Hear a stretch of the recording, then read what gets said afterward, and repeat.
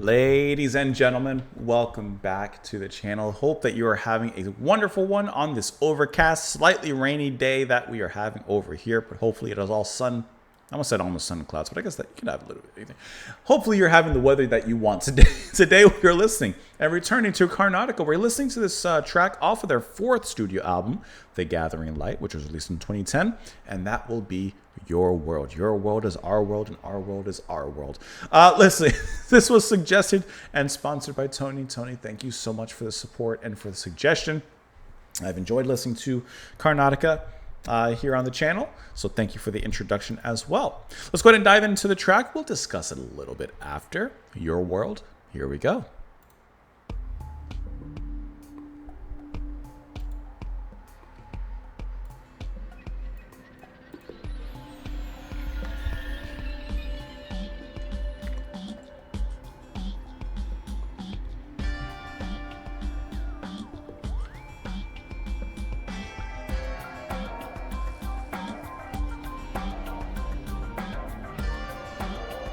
It's kind of electronic intro.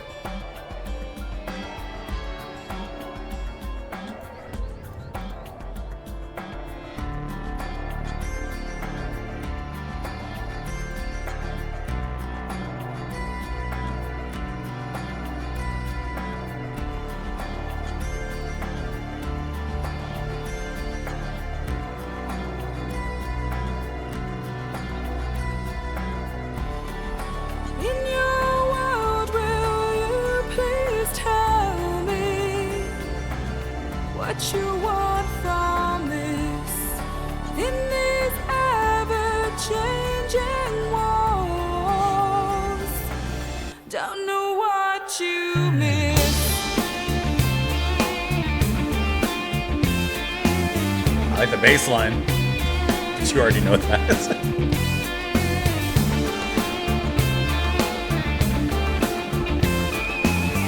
I like that little hop on the end of the line.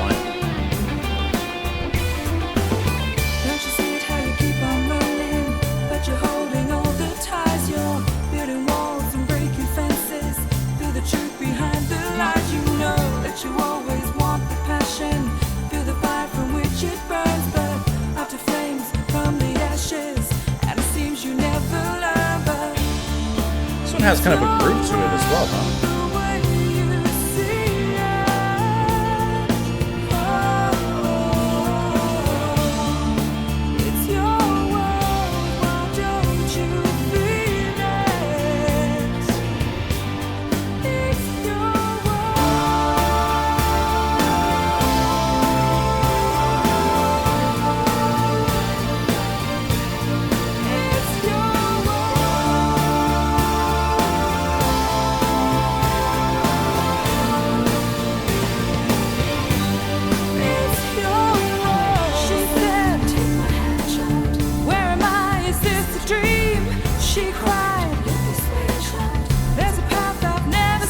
Sounds like cleanliness. Where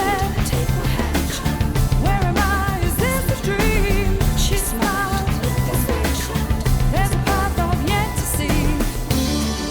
Why is it that you build your home here? On shifting sand, drifting out into the wasteland. Won't you take my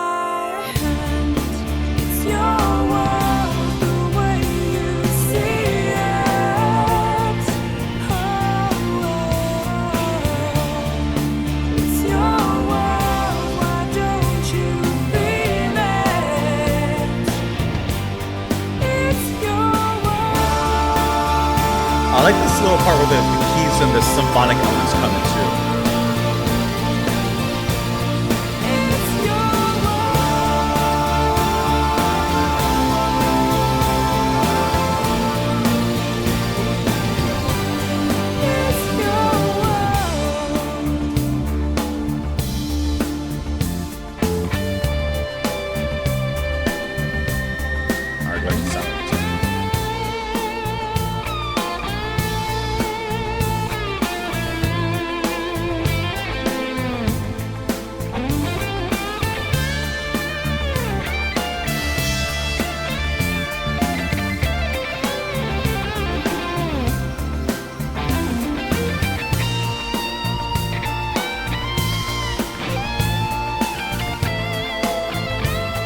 nice, stately, emotional solo. Just put it down.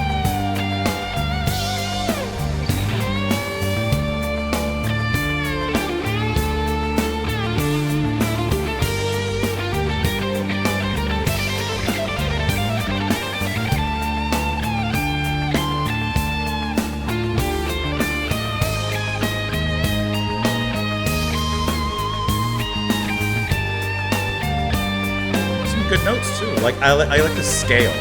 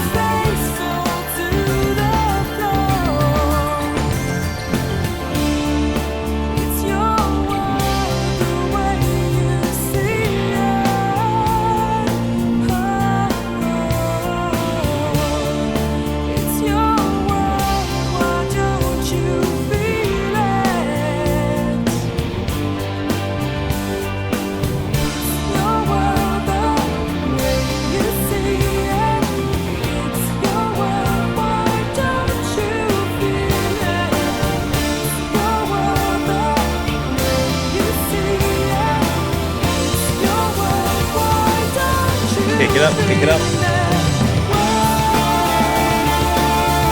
Pick it right up.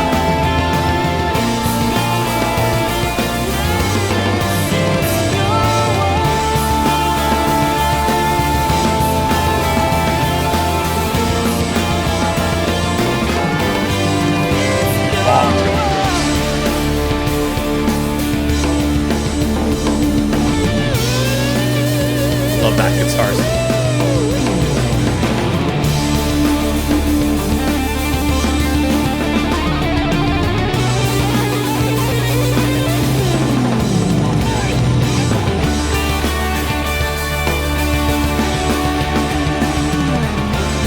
I like how this intro's longer. Allow it to it's fading out.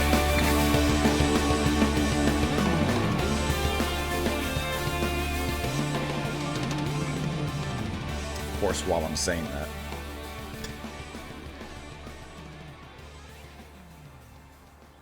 I was literally just saying I'm enjoying how the outro is a little bit more extended because I like how they're just wrapping this up with this really neat bow at the very end. And of course, as soon as I say that, I'm really enjoying the outro. It begins this fade out there, which is fine. I could have just... I was enjoying the outro and I wouldn't have minded if it just went on just a little bit longer. All right. I like how this one is so... This is going to sound weird. Keyboard-based symphonic. Right? There's not really any, like... All right, there's a little violin and cello in here. All right, so yeah, you got your string quartet in here.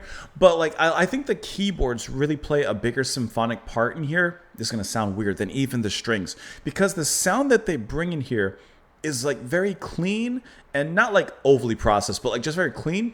And it kind of has a nice aside to those real strings, you know? The real strings, of course, they're going to have their place, right? But then it brings, like, a new dimension into the sound, which I really enjoy. It kind of makes it feel kind of like progressively futuristic in its own way, which I just thought that sounded really cool. Lead vocalist here is going to be Lisa Fury, and I like how her vocals are a little bit more stately, like a little bit, at least in this song. She wasn't like throwing out, you know, power notes or like, you know, really pushing it too hard. And yet her voice was very direct. It was almost confrontational, but that's not what I mean. It was just very direct, very pointed, and it was like a straight arrow. It hits its target.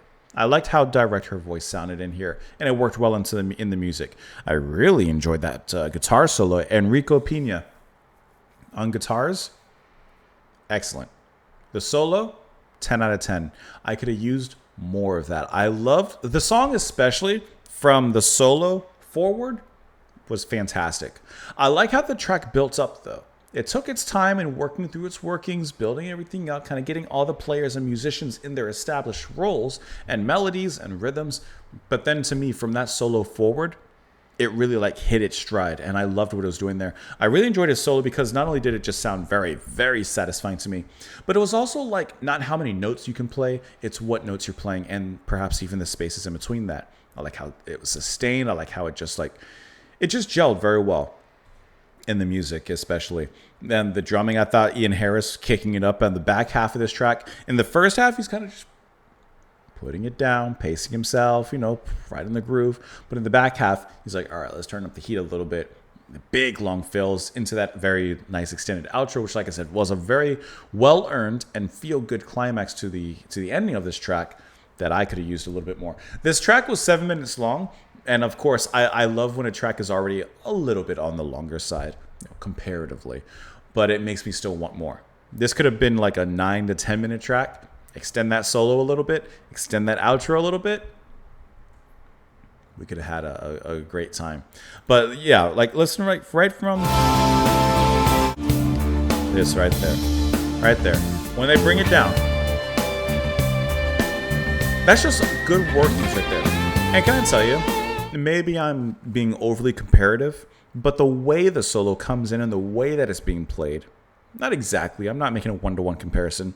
It kind of reminded me of like Steve Hackett and how he would bring the solo into the fold of the music, and kind of like when you're baking, like, like when you're, I don't know, baking like scones or something, like you fold the dough, like they're folding the solo into the music so that it's like a nice surprise. It just works very well. I like how the song has a certain groove to it. Of course, established by the bass, Ian Jones on bass, key bass, and other things as well. So like it has a nice groove to it.